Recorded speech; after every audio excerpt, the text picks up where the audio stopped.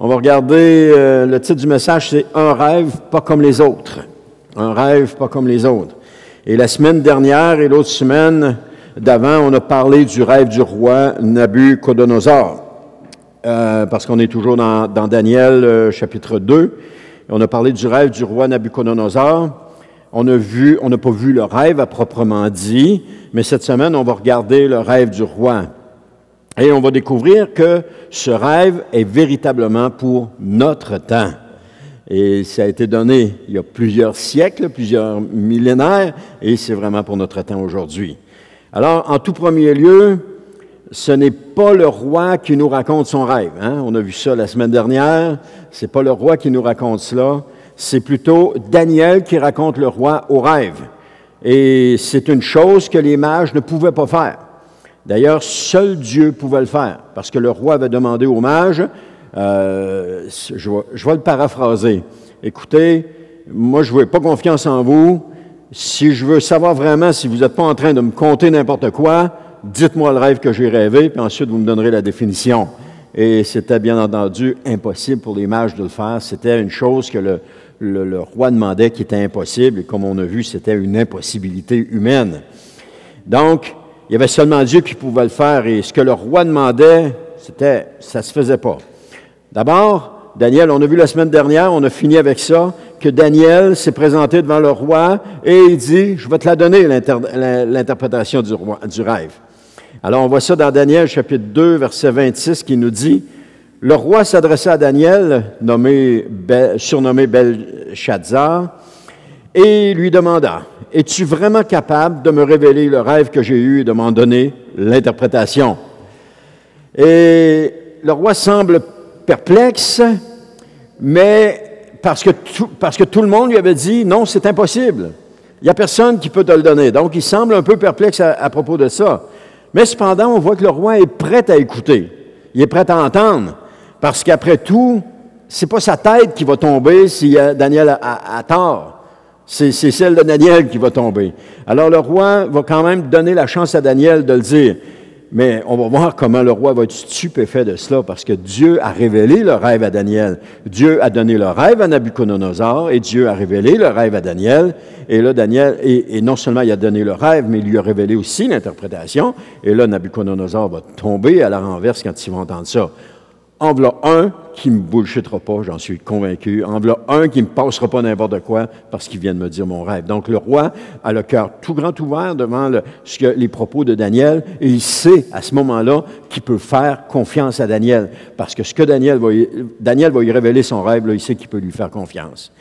Alors, dans 2,27, Daniel s'adressa au roi et lui dit, « Le secret que Sa Majesté demande... » Et ça a été répété dans les chapitres, dans les passages précédents.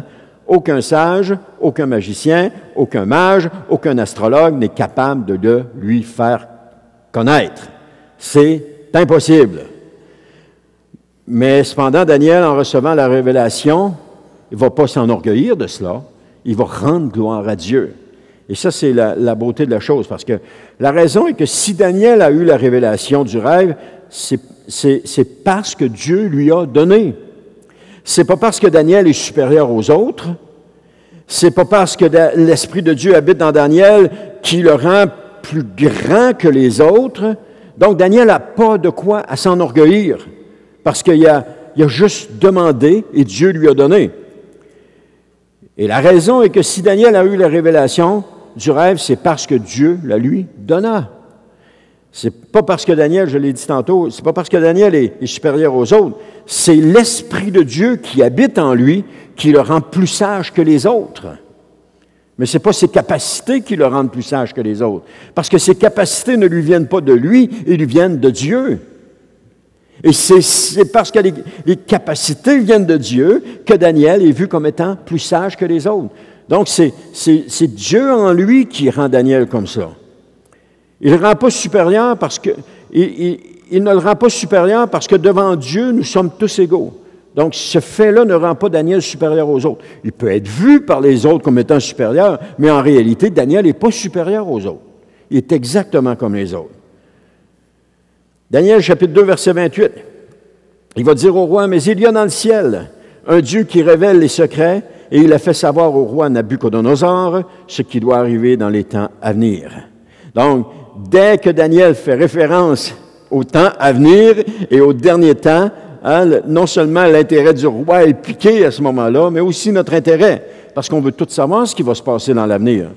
L'homme cherche à savoir ce qui va se passer dans l'avenir. Puis surtout dans les temps de grande effervescence que nous vivons maintenant, à travers l'effervescence à travers les nations qu'on vit maintenant.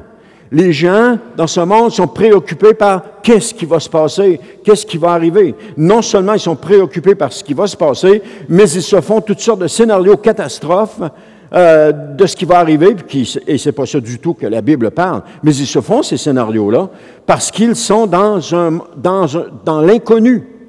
Ils sont dans une chose où est-ce que c'est de l'inconnu pour eux. Ils ne savent pas ce qui va arriver.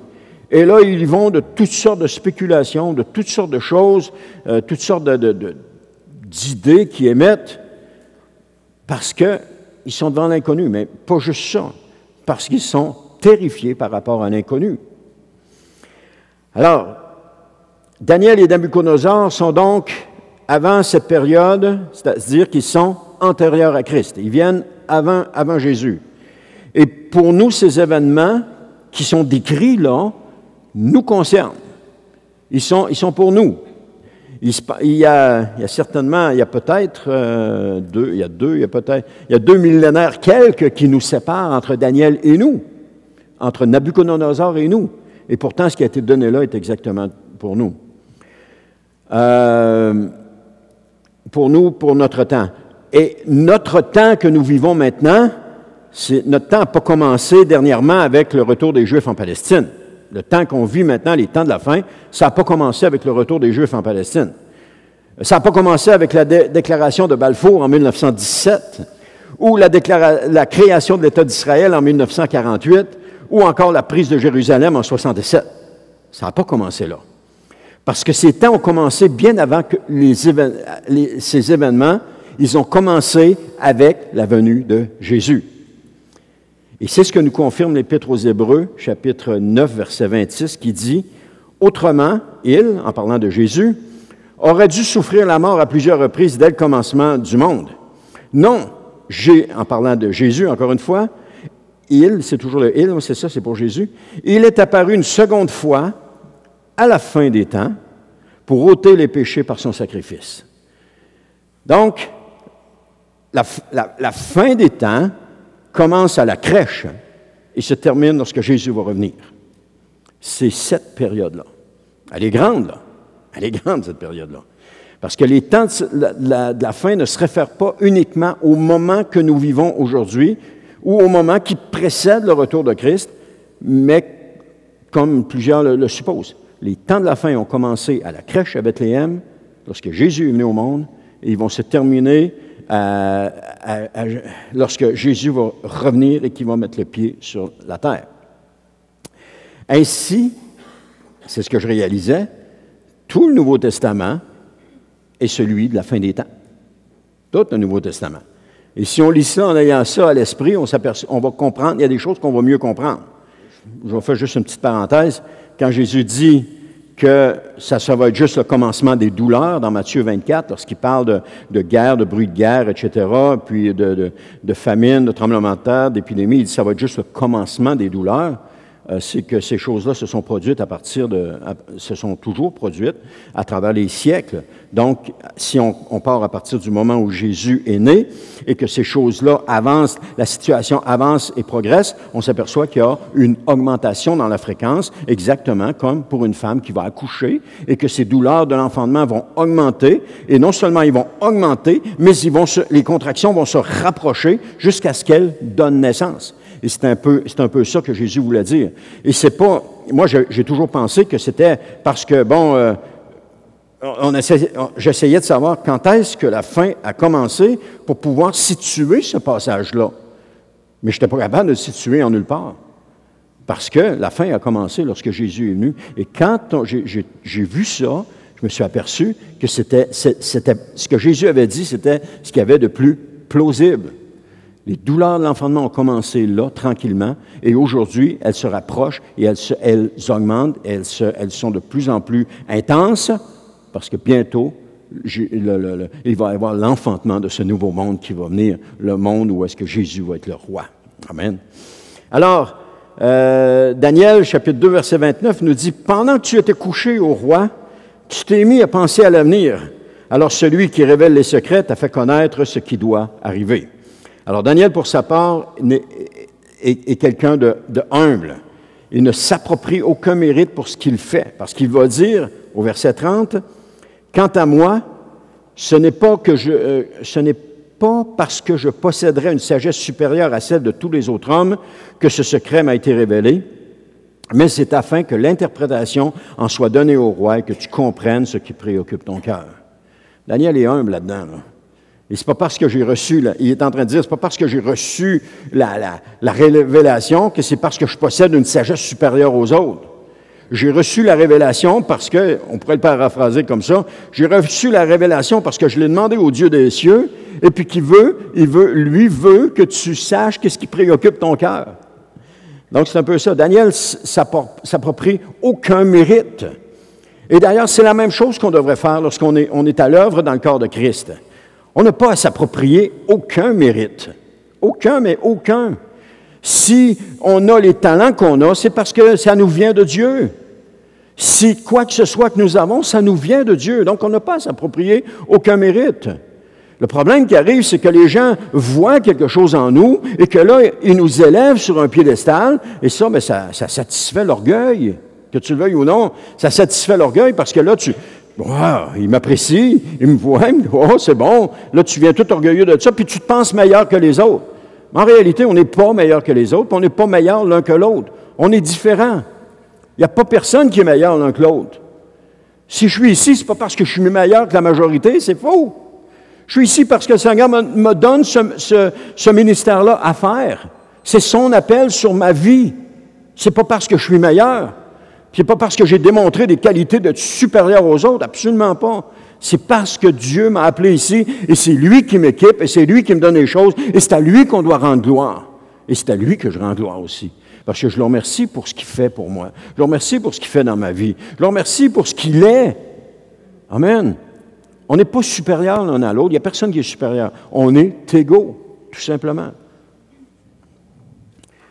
Daniel va dire dans ces mots, c'est pas parce que je possède une sagesse supérieure aux autres que j'ai reçu la révélation.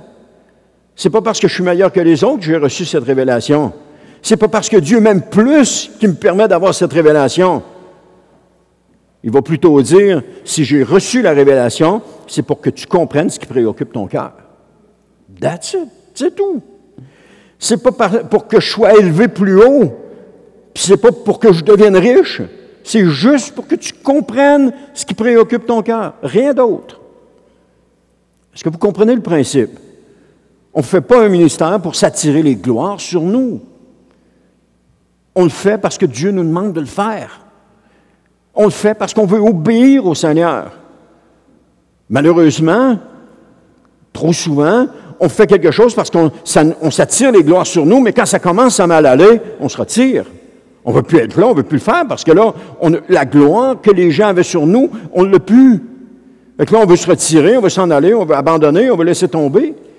Mais ce n'est pas ça qu'il faut faire.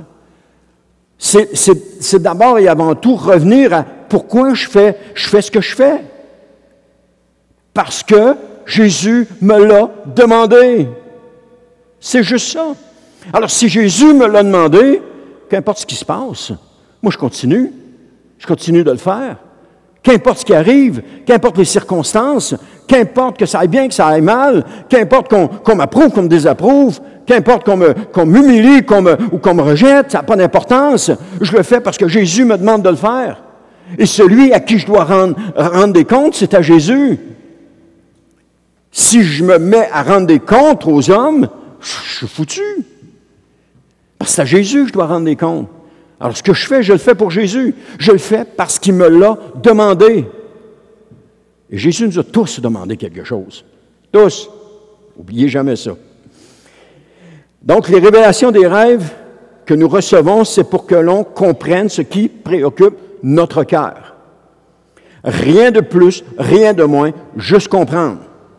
J'ai fait des rêves, j'ai reçu des rêves, mais à toutes les fois que je faisais un rêve, ça m'illustrait ce que j'étais en train de vivre.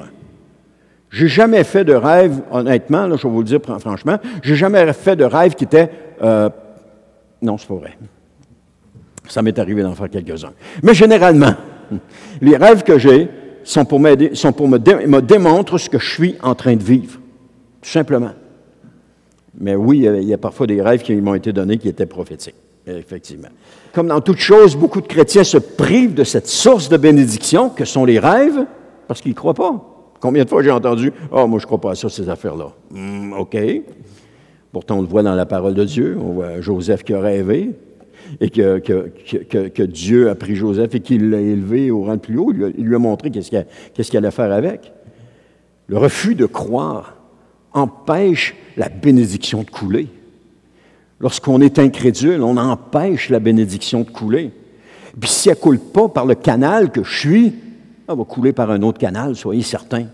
Un autre canal qui va croire. Qui va croire.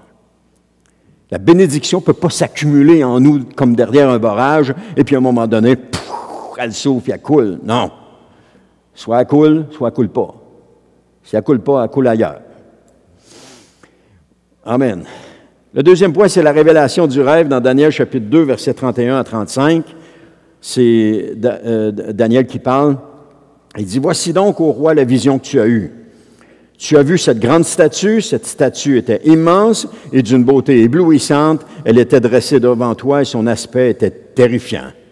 La tête de cette statue était en or pur, la poitrine et les bras en argent, le ventre et les hanches en bronze, les jambes en fer, les pieds partiellement en fer et partiellement en argile. » Verset 34. « Pendant que tu étais plongé dans ta contemplation, une pierre se détacha sans l'intervention d'aucune main, vint heurter la statue au niveau de ses pieds de fer et d'argile et les pulvérisa.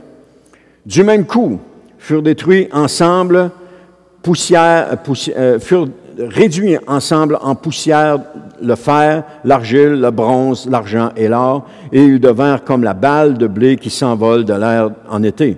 Le vent les emporta sans en laisser la moindre trace, et quant à la pierre qui devait heurter la statue, elle devint une immense montagne qui remplit toute la terre. » Juste faire un petit récapitulatif. On voit que le roi voit une grande statue. Cette statue est immense, puis elle est d'une beauté éblouissante. Elle est debout devant le roi et son aspect est terrifiant. On a vu que la tête est en or, la poitrine et les bras sont en argent. Ça, c'est la description comme ça qui descend, c'est important. Le ventre et les hanches sont en bronze, les jambes sont en fer, les pieds sont en fer et en argile. Alors, pendant que le roi contemple cette statue-là dans son rêve, il y a une pierre qui se détache puis qui vient heurter les pieds puis qui les pulvérise. Pouf! Du même coup, le reste de la statue est réduit en poussière. Et tout ce qu'il voit, c'est la poussière. Et puis là, cette poussière est emportée par le vent et puis ça n'a pas laissé aucune trace. Et la pierre qui les a frappés, elle devient immense puis elle remplit toute la terre. On vient d'avoir la révélation du rêve que le roi a fait. J'imagine le roi, en entendant ça, dire à Daniel, hey, « C'est exactement ça. Là, tu m'épates. C'est quoi la définition? » On verra ça une autre fois. Alors, nous concevons que ce rêve est particulièrement interpellant, puis il laisse personne insensible, encore moins le roi. Maintenant, regardons l'explication du rêve un petit peu. Daniel, en s'adressant directement au roi Nabuchodonosor, lui déclare, « Toi, ô roi, tu es le roi des rois, à qui le Dieu des cieux a donné la royauté, la puissance, la force et la gloire. » Et on a ici une belle image de Jésus, que le roi des rois, à qui Dieu a donné la royauté, la puissance, la force et la gloire. Aujourd'hui, c'est Jésus qui est le roi des rois. Il est aussi crucial de noter que Daniel ne parle pas d'une restauration hypothétique de l'Empire babylonien, comme certaines personnes le pensent, mais plutôt il déclare que la poitrine et les bras en argent représentent un empire qui va succéder à l'Empire babylonien, mais avec une puissance moindre. Et ensuite, le ventre et les cuisses qui sont en bronze symbolisent un autre empire qui va succéder, mais avec une puissance encore moindre. Et au fur et à mesure que ça se développe, ça descend comme ça, finalement, ça finit avec les pieds et en argile et en fer, qui est encore beaucoup moins résistant que le premier qu'on avait vu, qui a beaucoup moins d'éclat aussi. Alors, Daniel 2,39, nous dit « Après toi surgira un autre empire », il confirme cela, là. Il dit « Après toi surgira un autre empire, moins puissant que le tien, puis un troisième représenté par le bronze qui dominera toute la terre. » Mentionnons que les jambes et les pieds incarnent une puissance terrestre qui succède au troisième empire. Et cet empire est marqué par une capacité destructrice.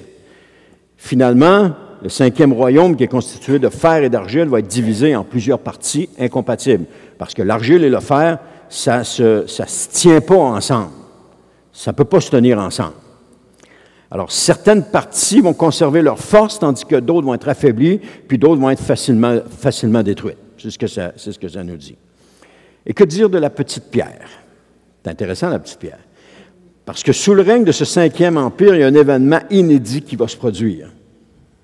Puis en ce temps-là, le Dieu des cieux fondera un royaume éternel. C'est ça qu'il va faire. La petite pierre représente qui se détache de la montagne et qui descend, c'est Jésus. C'est le royaume de Dieu. Et ce royaume-là va mettre fin à tous les autres royaumes, comme quoi il va pulvériser tous les autres royaumes. Tout ce qu'il y avait avant va être pulvérisé. Puis c'est un royaume qui va subsister éternellement. Le royaume de Dieu qui va être instauré lorsque Jésus va revenir va persister éternellement. Il n'y aura plus de royaume humain à ce moment-là. C'est le royaume de Dieu qui va prendre place. Il va remplir toute la terre. Daniel chapitre 2, verset 44, ça nous dit, « À l'époque de ces rois-là, le Dieu des cieux suscitera un royaume qui ne sera jamais détruit et dont la souveraineté ne passera pas à un autre peuple. Il pulvérisera tous ces royaumes-là et mettra un terme à leur existence, mais lui-même subsistera éternellement. » Donc, une pierre détachée sans intervention humaine de la montagne va briser, faire disparaître tous les royaumes humains. Tous les royaumes, à partir du royaume de Babylone jusqu'à aujourd'hui, c'est la représentation de la statue, ça va les faire disparaître. Tous les royaumes humains, les royaumes d'or, les royaumes d'argent, les royaumes de bronze, de fer et d'argile, il va les pulvériser puis ils vont disparaître complètement. Et le grand Dieu a révélé au roi ce qui va se passer dans l'avenir. Le roi avait aucune idée quand est-ce que ça allait arriver, mais il savait qu'il y aurait des royaumes qui le succéderaient, donc, mais il ne savait pas quand est-ce que ça allait se passer, puis il ne savait pas comment ça allait se passer non plus. Alors, le rêve est vrai et son explication, elle est incontestable. Daniel a perçu la nature de Dieu, ainsi que le songe et la signification. Daniel a reçu cela. Donc, à la suite de ça, il y a une chose surprenante qui va se passer. Et ça, il faut le mentionner, c'est le point le plus important ici, c'est que le roi va s'humilier. Dans Daniel chapitre 2, versets 46 à 47, alors le roi Nabuchodonosor se jeta la face contre terre et se prosterna devant Daniel. Il lui ordonna de lui offrir des offrandes et des parfums, puis il lui déclara, « Il est bien vrai que votre Dieu est le Dieu des cieux, le souverain des rois, et celui qui révèle les secrets, puisque tu as pu me dévoiler ce secret. » Il se prosterne face contre terre aux pieds de Daniel. Il n'y a personne à Babylone qui aurait pu anticiper une chose de même. Ce roi qui était prêt à faire mourir tous les sages, les magiciens, etc., il était prêt à les faire mourir s'il ne leur donnait pas la chose. Là, le voilà qui se prosterne aux pieds de Daniel. Peut-être que tous les mages auraient aimé ça qu'ils se prosternent à leurs pieds, mais ils n'étaient peut-être pas assez humbles pour que cela arrive. Parce que pour que cela arrive, il faut avoir de l'humilité. Parce que sinon, on va s'enorgueillir et on va s'élever. Hey, je suis bon, le roi s'est prosterné à mes pieds. Wow, je suis quelqu'un. On voit ça avec dans Esther, la reine Esther, où Haman était rempli d'orgueil, puis voulait vraiment que tout le monde se prosterne à ses pieds. Mais c'était l'orgueil qui le faisait parler. Il n'y a aucune humilité dans Haman. Tout ce qu'il voulait faire, c'était détruire. Alors, le roi Nabuchodonosor s'humilie tandis que le vrai Dieu reçoit louange et gloire. Ça, c'est le point important. Il s'est humilié, mais il n'a pas élevé Daniel, il a rendu gloire à Dieu. Daniel a reçu, le contexte de ce passage-là, c'est que Daniel a reçu le rêve, il ne s'est pas élevé, il a rendu gloire à Dieu.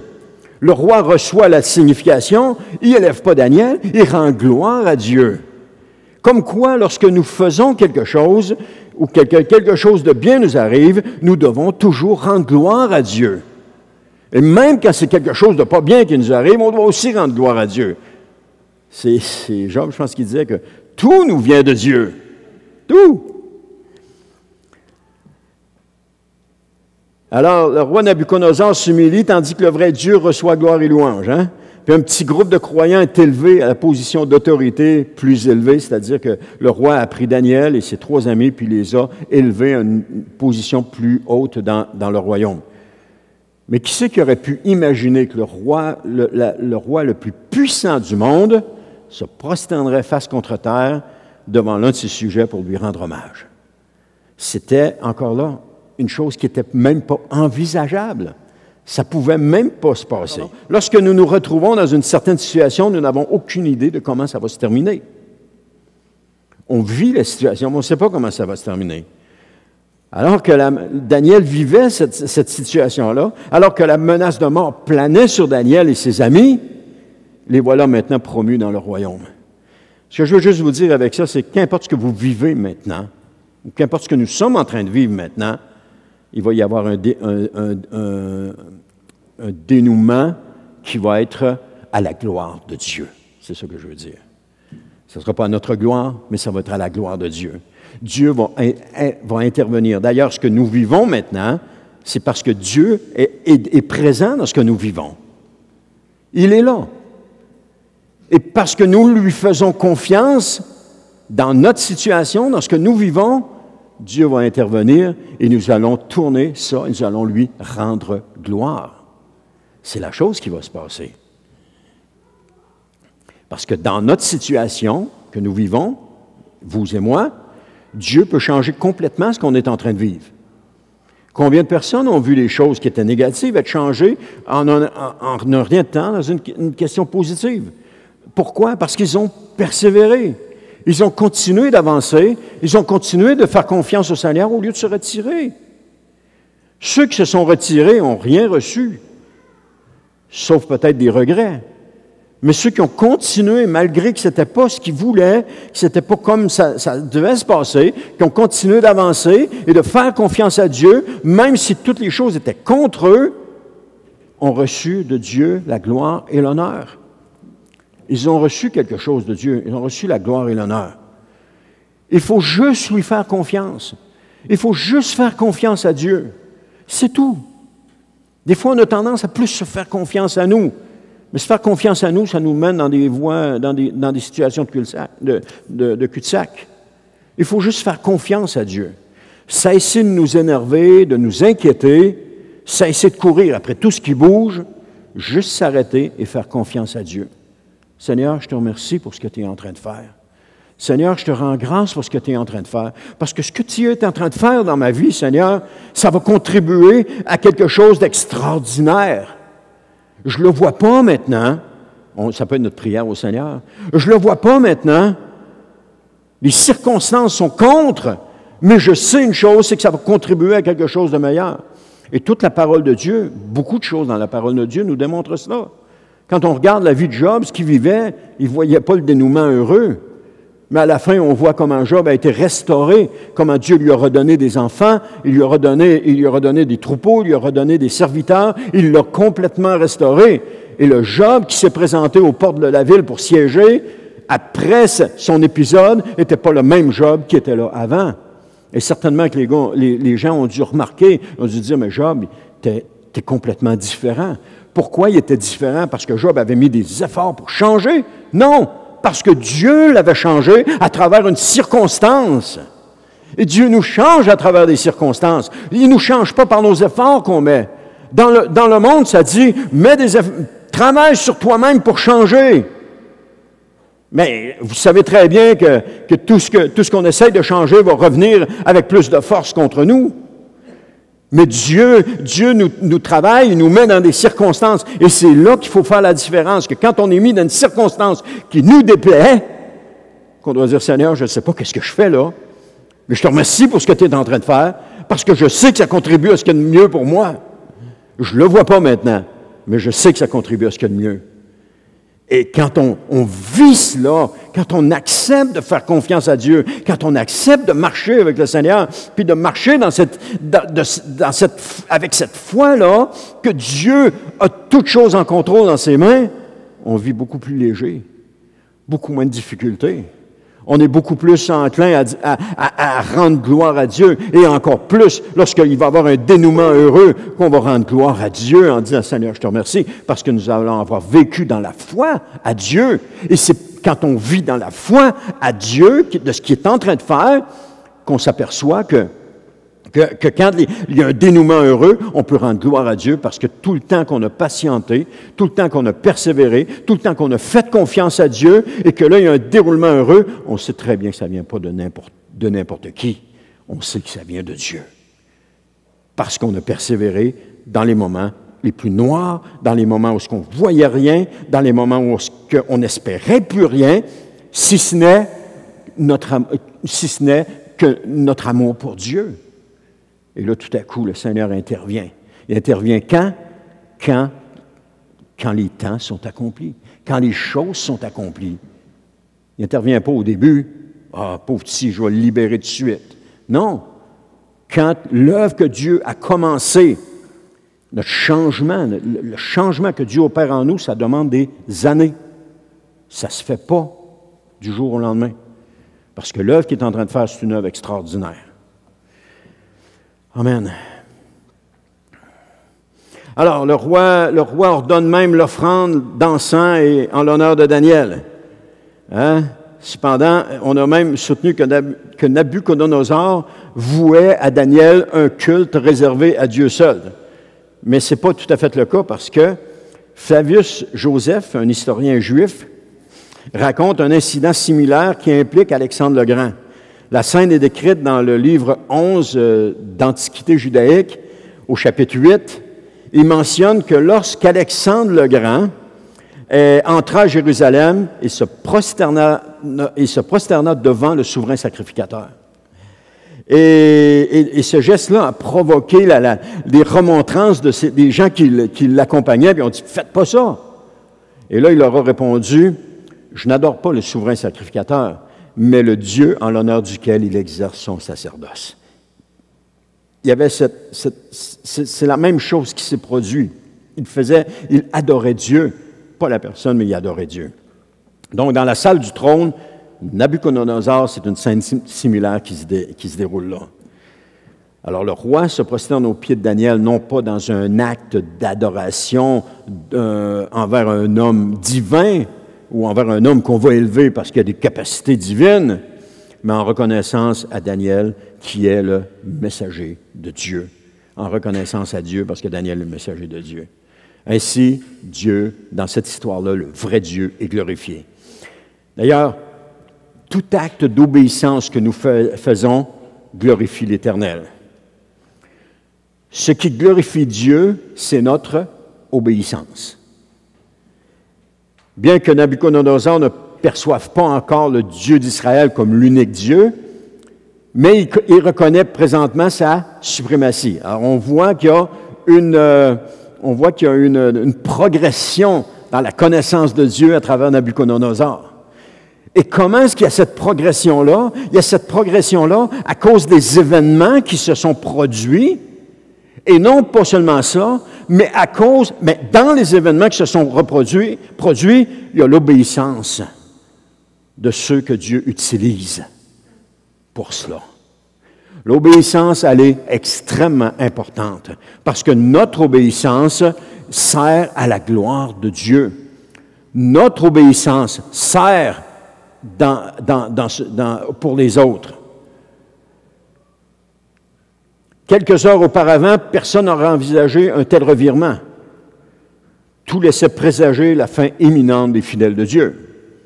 Ils se sont présentés là. Je suis certain que les mages ont dû dire, bon, mais ils ont donné un bec à leur femme, ils ont serré les enfants dans leurs bras, ils ont dit c'est fini, on s'en va, puis on reviendra certainement plus. Des fois, je pars de la maison et je dis à ma femme, « Salut Anne, je m'en vais dehors, mais si je ne reviens pas, sache que je t'ai beaucoup aimé. » Alors, c'est un peu ça. Peut-être qu'ils ont embrassé leur femme et ont dit, « Écoute, si je ne reviens pas, sache que je t'ai beaucoup aimé. » Ils sont sûrs de ne pas revenir. Il y en a un élu berlu qui va se tenter le coup d'aller dévoiler le rêve. Et puis là, ils sont convaincus. On est tous morts, là. C'est fini, là.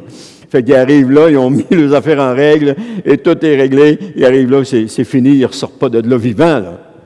Mais c'est pas ça qui se passe, là. Daniel révèle le rêve, puis le roi tombe à genoux aux pieds de Daniel. Moi, je les imagine en train de regarder la scène, et dire, aïe, puis tu regardais, puis tu dis, qu'est-ce qui se passe là? Qu'est-ce qui est en train de se passer? Ils n'ont aucune idée de ce qui est en train de se passer. Alors, ça laissait présager une fin imminente pour le peuple de Dieu. On aurait pu croire que ces hommes pieux, auraient été anéantis pour toujours. Mais cependant, voilà que Daniel, Anania, Michaël et Azaria sont soudainement élevés à des positions de pouvoir dans le royaume. Ça nous démontre que ce sont ceux qui sont obéissants à Jésus, à qui Jésus attribuera des places élevées dans le royaume des cieux. C'est notre obéissance. C'est Samuel qui disait à Saül que l'obéissance vaut plus que tous les sacrifices qu'on peut faire. Elle vaut plus que les sacrifices et le sang. L'obéissance, elle est primordiale. Sans obéissance, il n'y a rien.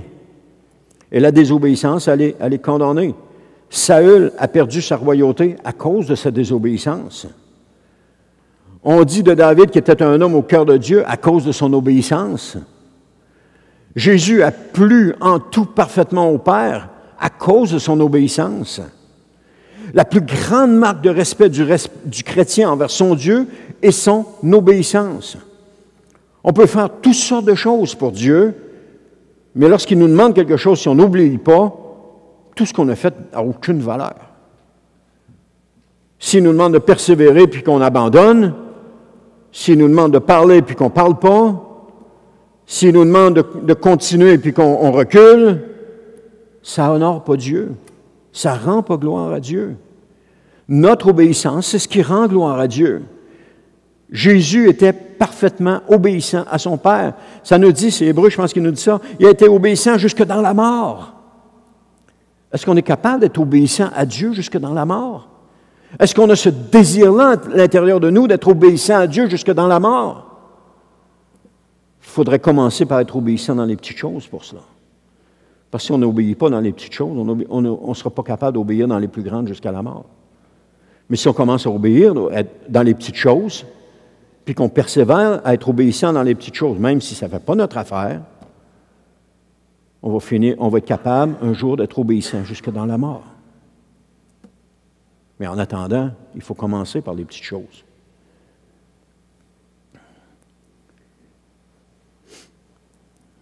La plus grande marque de respect, je disais, du chrétien envers son Dieu est son obéissance. Obéissance à ce que Dieu lui demande, parce que Dieu nous demande tous quelque chose.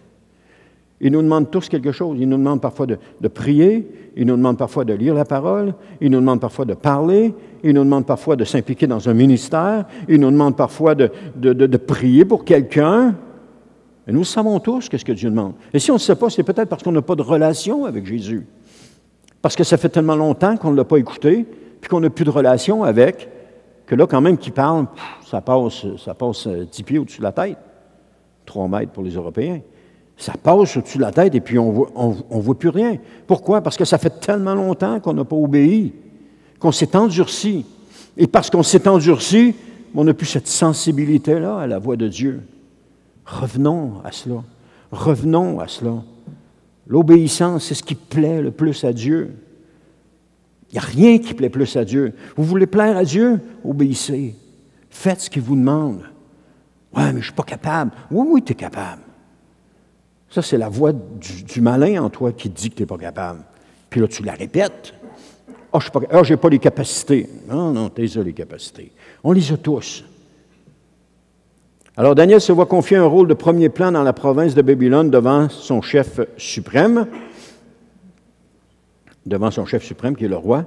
Et tout comme Joseph fut humilié pendant une période de temps, puis Dieu l'éleva au rôle de premier plan dans l'Égypte.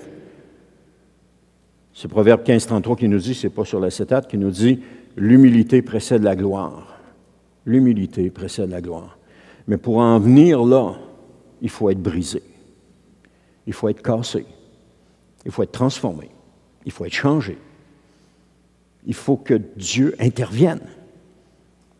Parce que l'humilité, elle n'est pas là. L'orgueil est là, mais l'humilité n'est pas là.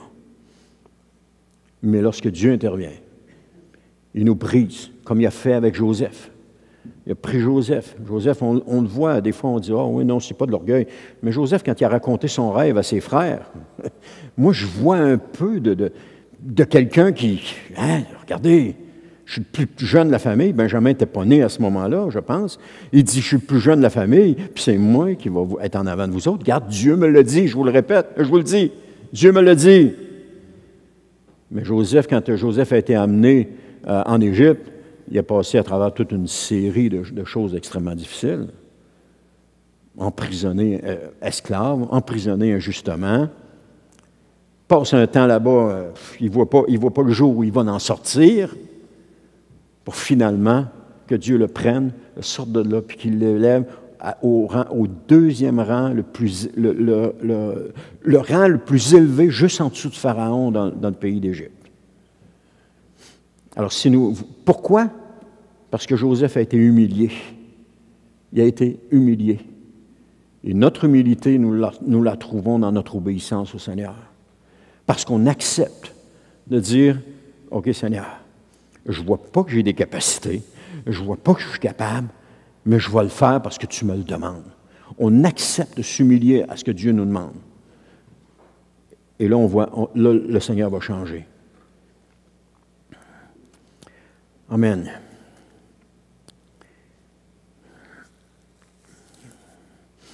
On voit qu'il y a un petit groupe qui non seulement survient indemne, mais acquiert également une influence accrue dans le royaume, un peu comme Joseph. Hein? Malgré toutes les adversités, ce groupe uni a résisté à l'effacement. Dieu n'a pas permis qu'il soit complètement enlevé. Et il va en avoir d'autres situations là, qui vont les attendre. Là. Mais malgré toutes les difficultés que les croyants vivront dans la période finale de l'histoire, ils ne seront jamais effacés à tout jamais. Parce que Dieu veille sur eux. Dieu va veiller sur eux. Et lorsque Jésus va revenir, il va savoir rétablir chacun dans sa position. Amen. Alors, je disais que depuis la Pentecôte jusqu'à aujourd'hui, les chrétiens ont subi maintes et maintes persécutions sans jamais être effacés de la terre. En Russie, lorsque le communisme a commencé en Russie, ils ont voulu éradiquer complètement les chrétiens. Ils avaient une religion d'État, le responsable de la religion d'État était nommé par l'État, et puis il faisait ce que l'État disait. Mais tu avais les chrétiens qui parlaient de Jésus, eux autres, là, ils n'aimaient pas ça. Ils ont essayé d'éradiquer ça, mais ils n'ont jamais été capables. Les chrétiens ont continué de se rassembler, ils ont continué de faire les choses, malgré les persécutions, malgré le fait qu'ils étaient mis en prison, malgré le fait qu'ils étaient martyrisés, malgré le fait qu'ils étaient tués. Ils ont continué. Puis ce qu'on voit, c'est que c'est la chose la plus surprenante, c'est que plus on persécute l'Église, et plus elle prolifère. Plus que tu t'attaques à l'Église, plus que l'Église grandit. Et c'était ce qui se voyait avec la première Église lorsqu'ils ont commencé à témoigner du nom de Jésus. Plus qu'ils témoignaient du nom de Jésus, plus que les Églises grandissaient. Alors, une chose surprenante, c'est ça que je viens de vous dire, que plus qu'on persécute l'Église, plus qu'elle grandit. Mais juste avant le retour de Jésus, il y a une attaque qui va être perpétrée contre l'Église. C'est l'Antéchrist contre les croyants. Peut-être qu'il va penser pouvoir s'en débarrasser à tout jamais, comme il a fait avec Jésus. Il s'est attaqué à Jésus. Lorsque Jésus est venu, il s'est attaqué à Jésus. Le jour où Jésus est mort sur la croix, il pensait s'en être débarrassé à tout jamais. Comble de tout, Jésus est ressuscité le troisième jour. Flac, la défaite en plein visage. Il va recommencer la même chose dans la fin, mais avec les croyants. Peut-être qu'il va penser qu'il va pouvoir les détruire, mais ça va être encore la même chose. flat, la défaite en plein visage. Jésus revient, ressuscite ceux qui sont morts en Jésus, et puis transforme ceux qui sont encore en vie à ce moment-là, nous dit Paul. Et puis tout le monde part avec le Seigneur Jésus. En plein, la défaite, en plein visage de l'ennemi, encore une fois. Encore une fois, il va avoir perdu la bataille. Alors, dans le chapitre 1, on voit que Daniel a échappé à la disparition en refusant catégoriquement de faire le mal, en n'acceptant pas de prendre la nourriture qui était dédiée aux idoles.